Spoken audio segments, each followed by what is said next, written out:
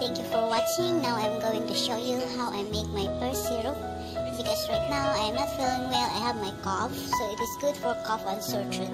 Thank you guys for watching. God bless.